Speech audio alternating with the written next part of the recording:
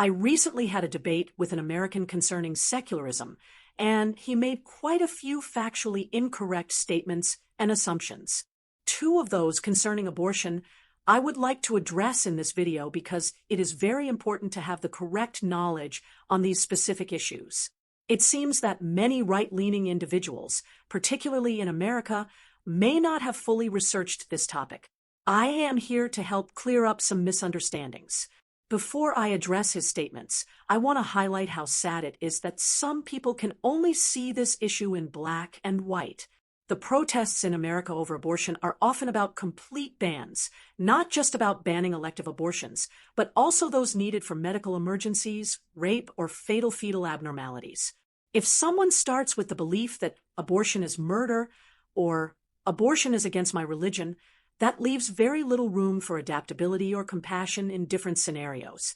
Some argue that the life of the fetus is more important than that of the mother. I can only assume they hold this belief to justify their stance in cases where a mother might die rather than be saved by an abortion. Let's get to the two specific statements made in our debate.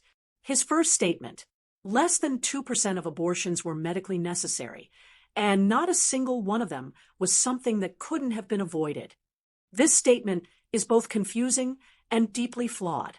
It suggests that medically necessary abortions could have been avoided, presumably by allowing the mother to suffer or even die. There absolutely are instances where abortions are a medical necessity.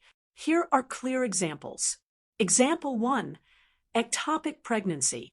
When a fertilized egg implants outside the uterus, usually in a fallopian tube, it cannot develop properly and can cause life-threatening bleeding if not removed.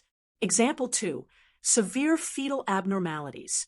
When a fetus has conditions incompatible with life, such as anencephaly, where parts of the brain and skull are missing, carrying the pregnancy to term can cause extreme physical and emotional trauma to the mother. Example 3, life-threatening health conditions in the mother.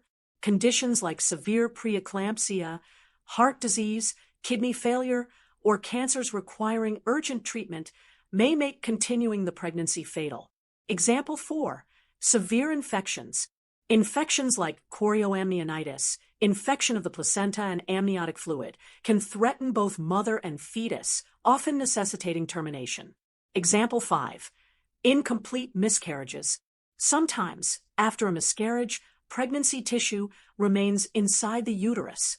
A medical procedure, technically classified as an abortion, is necessary to prevent infection or excessive bleeding. In summary, abortions in these cases are not a matter of choice, but a matter of saving lives or preventing extreme suffering. Most major medical organizations, like the World Health Organization, WHO, and American College of Obstetricians and Gynecologists, ACOG, recognize abortion as essential health care under these circumstances. His second statement: if the fetus dies during pregnancy, then the inner layers of the womb shed and are ejected. This is incorrect. If a fetus dies during pregnancy, this is called a missed miscarriage or intrauterine fetal demise. The uterus does not automatically expel the fetus or its tissues.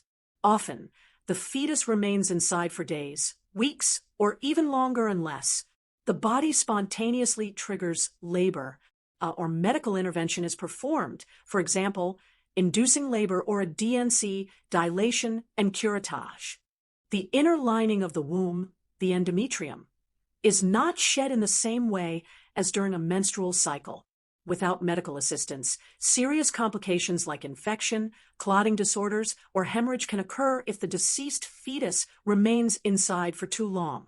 In short, medical intervention is often essential to safely remove the fetus and pregnancy tissue after fetal death.